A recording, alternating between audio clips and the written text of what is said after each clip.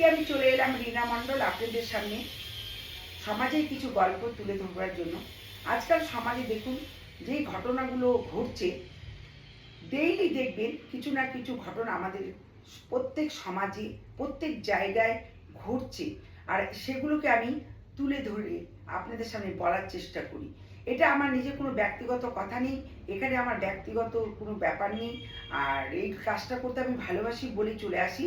আর এখানে কোনো পার্টিগত নেই, আমি কোনো পার্টি করি না, করবার মতন সময়ও নেই, আর আমার ভালো লাগে না পার্টি করতে। কিন্তু যেগুলো সমাজে হয় আমি সেগুলো তুলে ধরবার ভালোবাসি বা তুলে ধরতে চেষ্টা করি। আজকে বলবো সমাজে অনেক কিছু হচ্ছে। এই যে আমাদের ভোট চলে এসছে, আমাদের 23শে এপ্রিল ভোট, সেখানে দেখবেন পুরো দমে প্রচার চলছে।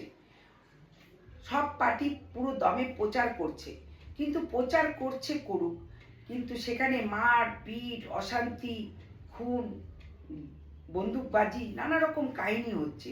এগুলো কেন হবে? ভোট আসবে যাবে, কিন্তু এই ভোটের আগে পরে কত লোক মারা যাচ্ছে, কত লোক মারপিট করে চোখ কানা করছে, হাত পা ভেঙে দিচ্ছে, একে অপরের সাথে শত্রুতা করছে। কেন করবেন? আমাদের ভারতীয় এটা যে ভারতীয় একটা যে ভোট হবে, এটা তো অবশ্যই হবে, এটা তো করতেই হবে। এটার জন্য কোনো পার্টি বা এক পার্টি অপরের পার্টি বদনাম করা বা কাউকে মেরে দেওয়া, কারণ আমি নিন্দা করে পার্টি কখনো এরকম করে চলে না। ভোট এরকম করে কেউ পায় না। আমাদের বাংলাতে বলুন, যে কোনো জায়গায় বলুন, ভোট পেতে হলে সমাজে কিছু কাজ করতে হবে। আপনারা যদি সারা বছর বা 5 বছর অন্তর কারো খোঁজ খবর না নেন, তবে তো ভোট দেবে কি করে আপনাদেরকে? আপনারা 5 বছর পর পর আসবেন, তখন অনেক কিছু করবেন, এই করবেন ওই করবেন, কিন্তু ভোটের পরে সেগুলোর কোনো কথা আপনারা দাম রাখেন না। আপনারা দাম রাখেন না বলেই আপনাদের এই যে গ্রামে গেলে আপনাদেরকে তাড়িয়ে দিচ্ছে, কালো পতাকা দেখাচ্ছে, তারও তো কারণ আছে।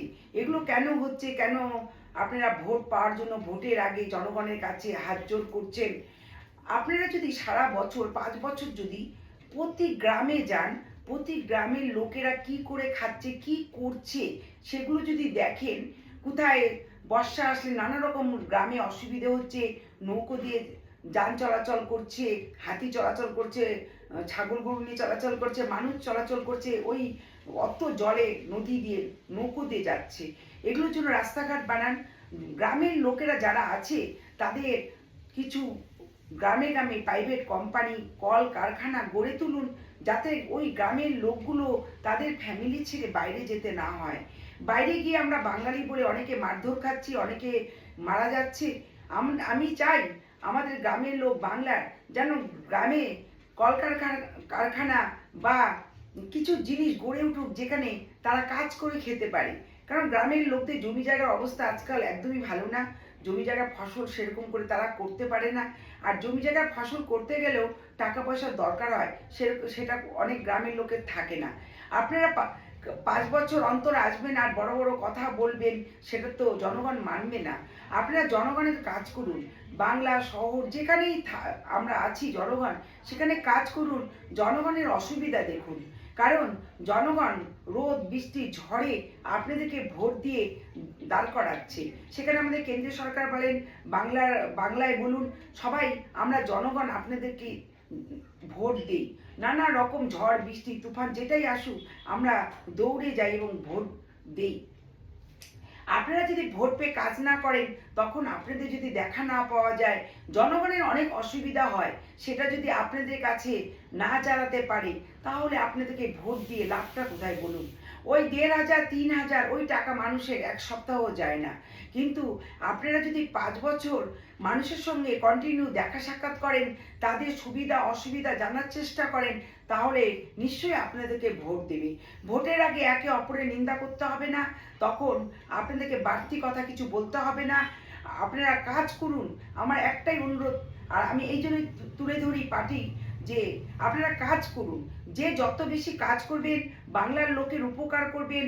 গ্রামে গঞ্জে যে লোক না খেয়ে আছে, যাদের ফ্যামিলির বাচ্চা কাচ্চাকে পড়াতে পারছে না, যাদের একবেলা ভাত জুটছে না, তাদের কাছে যান, তাদের সঙ্গে দেখা সাক্ষাৎ করুন, তাদের কথা নিন। 5 বছর আপনারা যখন থাকছেন তখন আপনারা জায়গায় জায়গায় ঘুরুন, সবার অসুবিধা সুবিধা জানুন। ভোটের আগে এসে একে অপরের নিন্দে করে কেউ আপনাদেরকে ভোট দিতে রাজি নয়। আপনারা যখন ভোট প্রচার করছেন এক জায়গা থেকে আরেক জায়গায়, আরেক জায়গা থেকে আরেক জায়গায়, তখন আপনাদের খালি একে অপরের নিন্দা করছেন। এটা জনগণ শুনতে চায় না। জনগণের মাধ্যমে আপনারা ভোটে দাঁড়ান, সেখানে প্রধানমন্ত্রী বলুন, মুখ্যমন্ত্রী বলুন, সব জায়গাকার। আর আমাদের দেশের প্রধানমন্ত্রী মাননীয় নরেন্দ্র মোদী খুব একজন দেশের প্রধানমন্ত্রী, তিনি এই ভোটের আগে অনেক জায়গাতে আসেন, গ্রামে গঞ্জে সব জায়গায় আসেন, কিন্তু সারা 5 বছর ধরে কিন্তু উনি আসেন না। আমাদের জনগণের অনেক অসুবিধা হয়, সেগুলো আপনাদের কাছে আমরা ডাইরেক্ট জানাতে চাই। কারণ আজকাল মুখ্যমন্ত্রী বলুন, প্রধানমন্ত্রী বলুন, তারা যে আদার্স পার্টির লোকগুলোকে বানাচ্ছে, বিজেপির নেতা বা তৃণমূলের নেতা, তারা কখনো জনগণের কথা শুনে না। আমি দেখেছি যে একবার জিতে গেলে তাদের সঙ্গে দেখা করা খুব মুশকিল হয়ে যায়। লাইনের পর লাইন দিয়ে থাকতে হয়, ঘন্টার পর ঘন্টা বসে থাকতে হয় তাদের সঙ্গে দেখা করার জন্য। কিন্তু সেই নেতাগুলোই ভোটের আগে দেখবেন জায়গায় জায়গায় যাচ্ছে, সবার বাড়ি যাচ্ছে, কলা পাতা করে খাচ্ছে, সবাইকে নমস্কার জানাচ্ছে, ভোট দিতে বলছে, অনুরোধ করছে। কেন আপনারা ভোট দেওয়ার জন্য অনুরোধ করবেন? অনুরোধ তো করার কোনো দরকার নেই। আপনারা যদি 5 বছর ধরে সবার ঘরে ঘরে যান, সবাই পাড়ায় পাড়ায় যান, সবার সুবিধা অসুবিধা শোনেন, তাহলে তো আপনাদেরকে ভোট দেবে।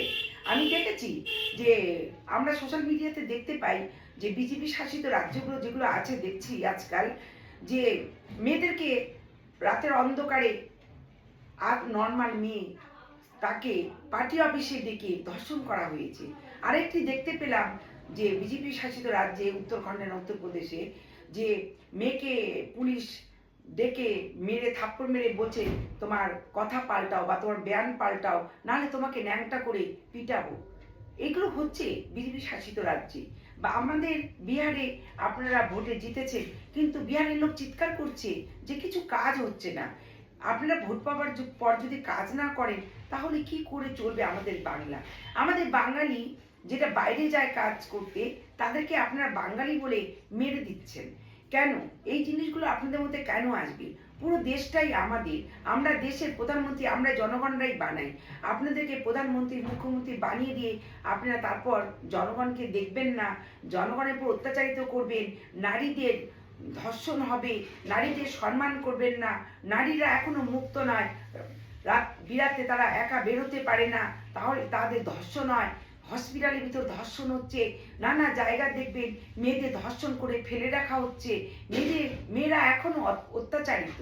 মেয়েদেরকে সবাই বলে ছেলে মেয়ের সমান, ছেলে মেয়ের সমান এখনো অবধি হয়নি। ছেলে মেয়ে যদি সমান হতো তাহলে ছেলেরাও বলতো যে আমাদের ধর্ষণ করা হয়েছে, কিন্তু এটা মেয়েদের ক্ষেত্রে হচ্ছে। প্রত্যেক দিন শুনবেন কোনো না কোনো জায়গায় মেয়েদের ধর্ষণ করে ফেলে রাখা হচ্ছে বা মেরে ফেলে রাখা হচ্ছে। রাত বিরাতে মেয়েরা ঠিক মতন বেরোতে পারছে না, যারা কাজ করছে, চাকরি করছে, সার্ভিস করছে, তারা ঠিক মতো রাতে বেশি রাতে ডিউটি করতে পারছে না, তাদেরকে ধর্ষণ করে মেরে ফেলা হচ্ছে। এগুলো আপনাদের সারা বছর দেখতে হবে। আর মিডিয়ার কাছে অনুরোধ করি আপনারা সত্যি কথাগুলোকে তুলে ধরুন, কারণ আপনাদের মাধ্যমে জনগণ সব কথা জানতে পারে এবং শুনতে পারে। মিডিয়া যদি মিথ্যা কথা বলে বা কোনো পার্টির সাপোর্টের কথা বলে, সেটা জনগণ সত্য কাহিনী কি, সত্য ঘটনা কি, সেটা আমরা জানতে পারি না। কারণ আপনাদের মাধ্যমেই, নিউজের মাধ্যমেই আমরা জনগণ সব জায়গাকার খবর পাই, আর সেগুলোই আমরা তুলে ধরি বা সেগুলো হিসাবে আমরা ভোট দিই।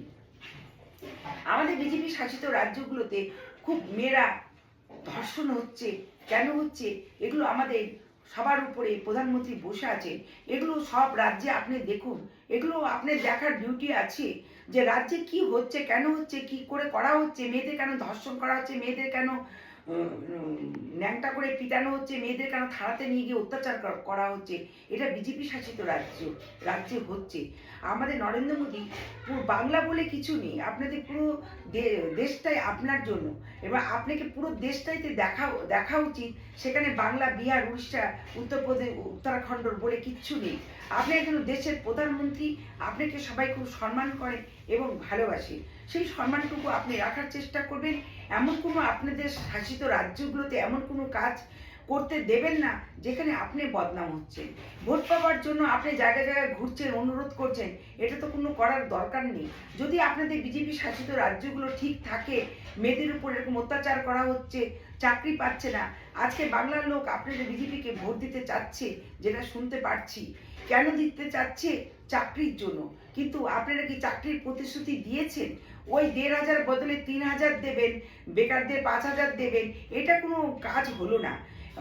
আর চাকরিও সবাইকে দেওয়া যায় না, সেটা আপনার কেন্দ্রীয় সরকার বলুন আর বাংলার মুখ্যমন্ত্রী বলুন, কেউ কাউকে চাকরি দিতে পারে না। চাকরি করার যোগ্যতা থাকা অবশ্যই দরকার আছে।